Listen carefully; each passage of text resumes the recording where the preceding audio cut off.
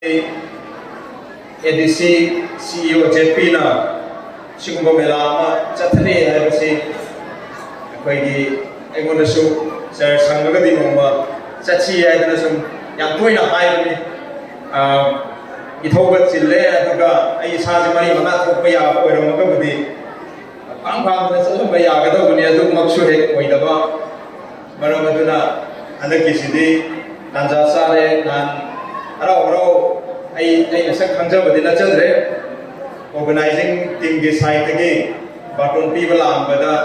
mande simade ko do pathabak di leitram mali hai dana isi ko ya thokre hoji hoji su city convention da state level ge program satari ai au phamro ya da ai ge national deputy commissioner ko mat thara ga minus ati oren pung baro kita khela pada chief secretary sir ge meeting ama mok lai hai dana isi kita thuna handaba ya da ge pona masoi leire mela siga mari lainana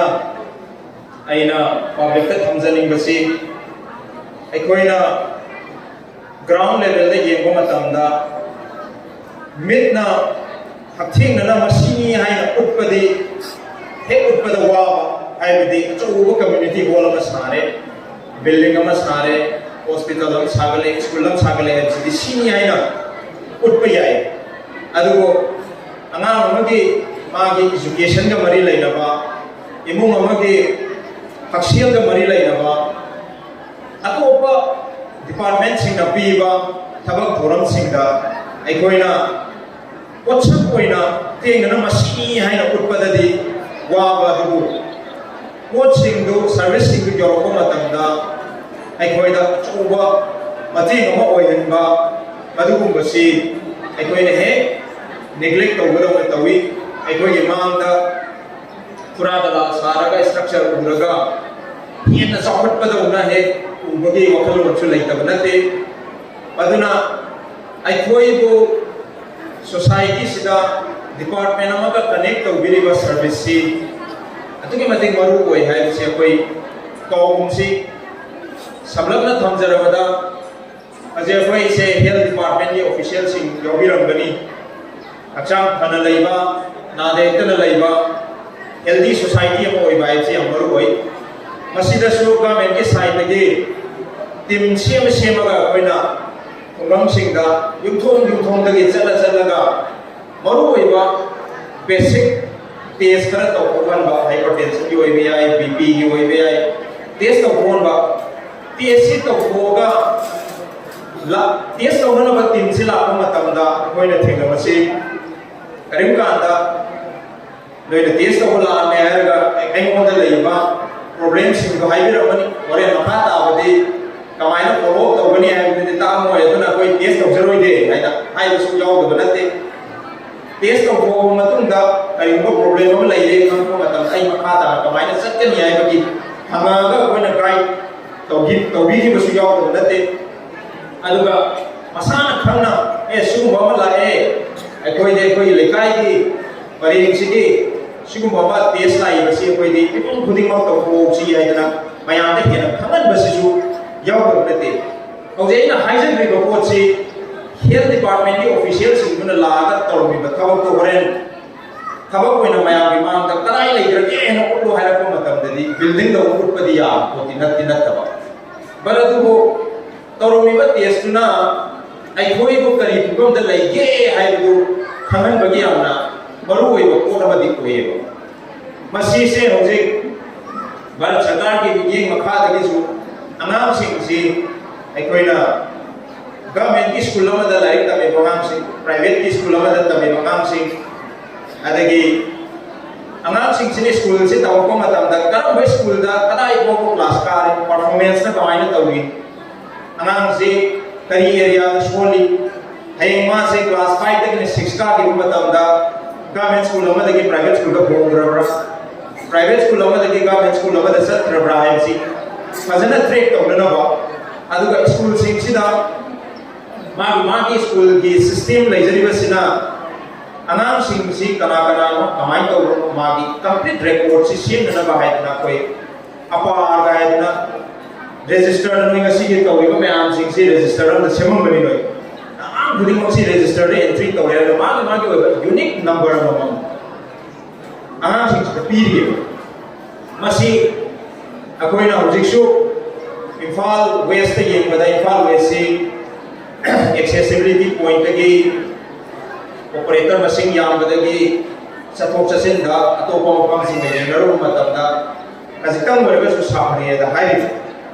साफरे हाइरिबा district सिदसु आधार कापगी सांसु अतुकी मतिक वालगे मसी अखोइ पोरोइनो अतु हाइबा मतमददी याम वाबा ओइदोइनिको अदुगा आगामसिंगदु हयेंग मागी ओइबा unique ID अमा generate तौरे हाइरगा government support फीना Nighy थोलबो मतमदा आधार card free bank account हांद्री को registry the संद्री कुछ no सियन दोइनेबो अदुना मसी कोई आधार पाई मंगामसिंग अमा passing आधार काथु PU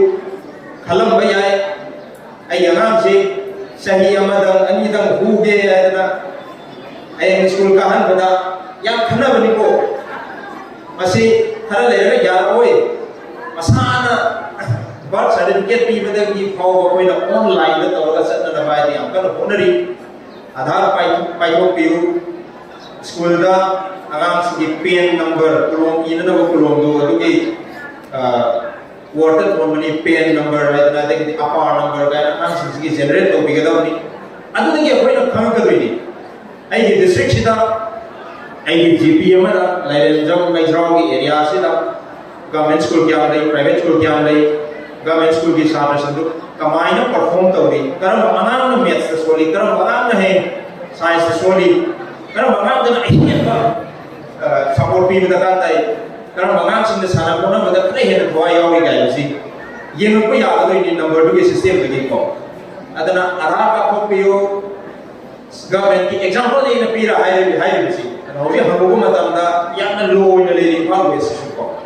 अदना कोई मसिसु नसी लगी हौरे यारगा गवर्नमेंट स्कूल खतन तना प्राइवेट स्कूल मरीदा निमित हुमनी की केम से चथसी ममा पासिंग कोसी बायोमेट्रिक से आधार कार्ड प्रमतुंगा अनाम सही ममा हि ममा द काफी बसी अनाम मसा पी मसा लेपिको सही हम सुबह आधार से काफ रेन फलसी एक सही ममा सुर को मतलब मागे बायोमेट्रिक से अमुक अपडेट तौगदबने क्या ताइको आइसे अनु उपदा खितंग सिंगतब मतमदा आइसी खितंग पावर सोशल लेब्रा नत्रगना आइसी खरे फरेब्रा आइबदु चेक तौबि आलाबा माइना अपडेट तौगदोइने मगा सिदिको सही तरा मगा फारको मतमदा अमुकसो अपडेट तौगदबने सही मगा दगिन तरे को मनुद तौरगदि फ्री द तौबि मागे नॉमिनल चार्जेस लेबा कोटबा दुगी तोमानबा उपचाम चाम भैया भैया माइनस तोमानबा नॉमिनल द नॉर्मल लेजरगा सही त्रामना सुरको मतमदा अमुक अपडेट तौगदबने मासे तौद्रगदि करि थोगने है डुप्लीकेसी सत्वा सही मगा की ममांग का की बसिदी मागी फिंगरप्रिंट नमदना कोतना तौरका कापनते कोइदा आधार काप मतमदा खतन तौरका कापिना काप्रबनिन है अनि थोक्सेलानि कई तौरे सही मगा की मतुंगा अमुक